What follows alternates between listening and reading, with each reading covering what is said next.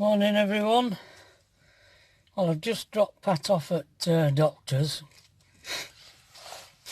Been and drawn some money out for storage yard it's due.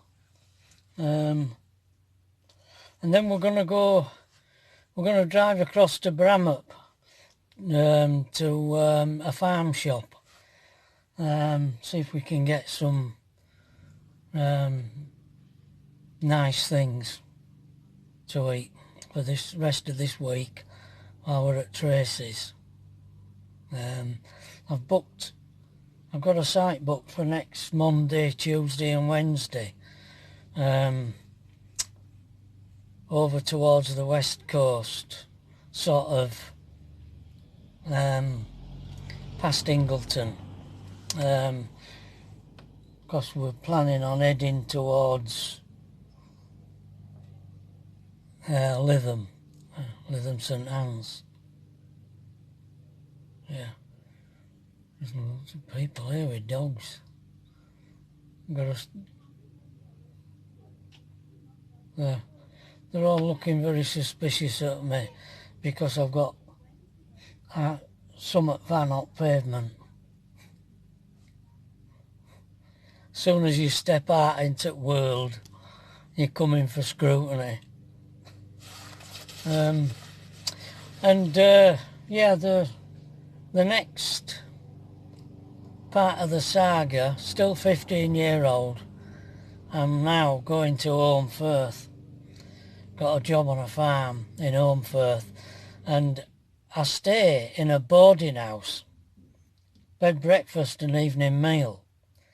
And as far as I can remember, the cost of this was £4.50 a week, and I earned £4.50. So all my wages went on the boarding house. Now this farm had a large herd of Friesians for milking, and it had pigs.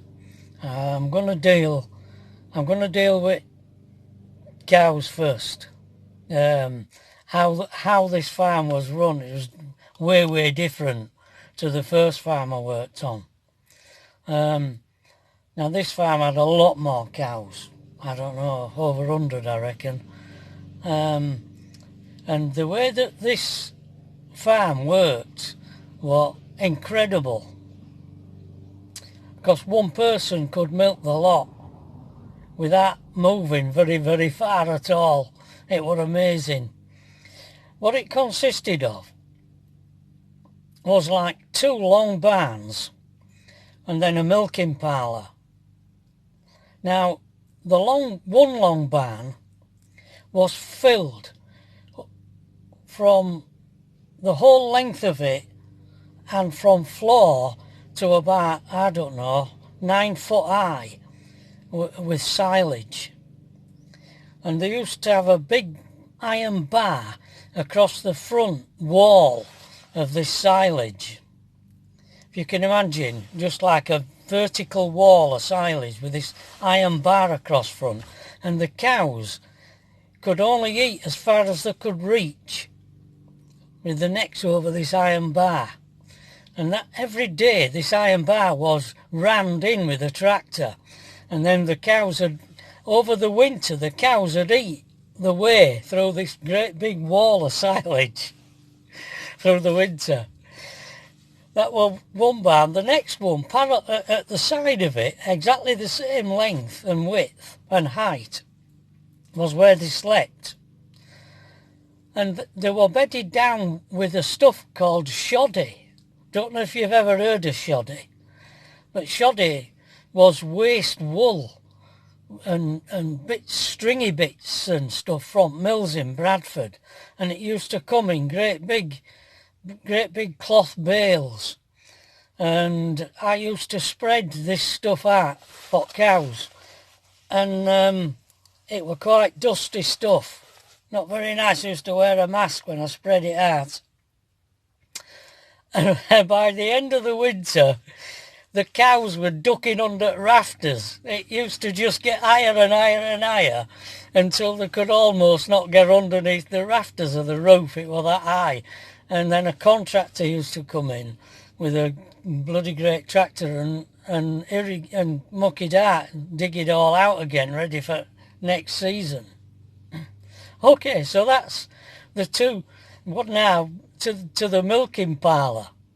This was an amazing milking parlour, especially for the age. This is 1963, and it was a sunken pit. So it would have been about 12 foot long. This pit that I stood in, and maybe 4 foot wide. And there were 4 cages, one on each corner. 1, 2, 3, 4. You were milking 4 cows at a time. You were sunken down. There were a glass jar that caught all the milk. You put the cups on the teats. You put food in the...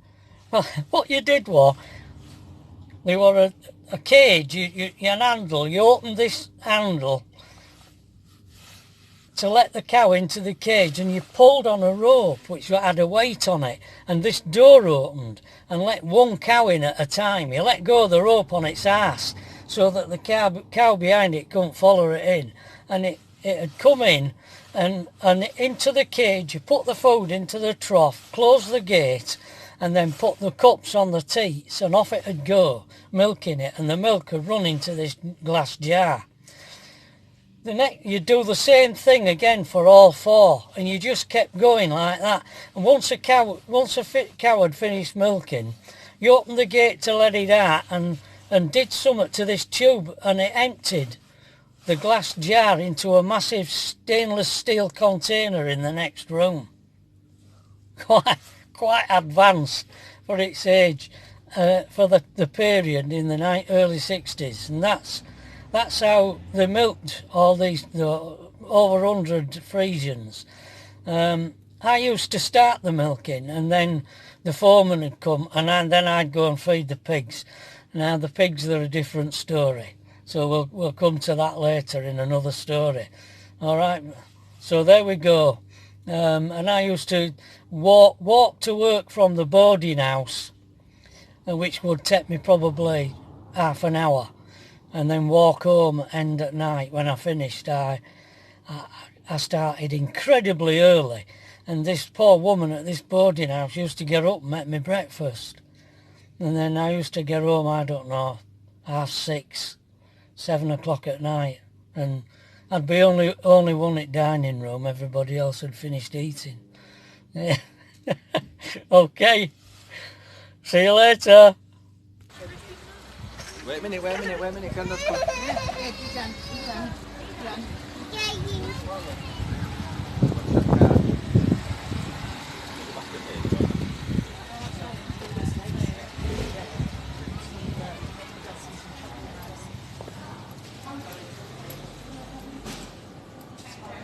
The car park outside was absolutely bursting at the seams, and yet there was no one in the farm shop, and there was not much stuff, not much choice. And I realised all these cars belonged to young women with kids, and they were all coming into a creche. We never bought out from here, it were hopeless.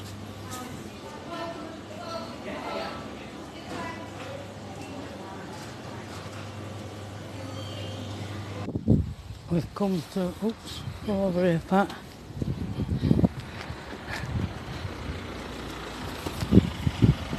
We've come to St Helens. It's caravan park and touring site.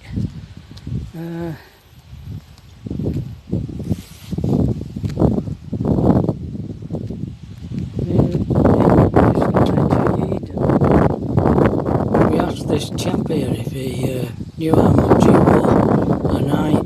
He didn't know. He said it was over 20 quid a night.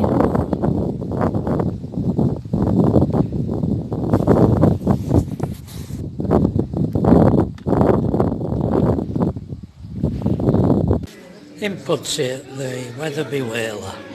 Fish and chips. Tea, bread and butter.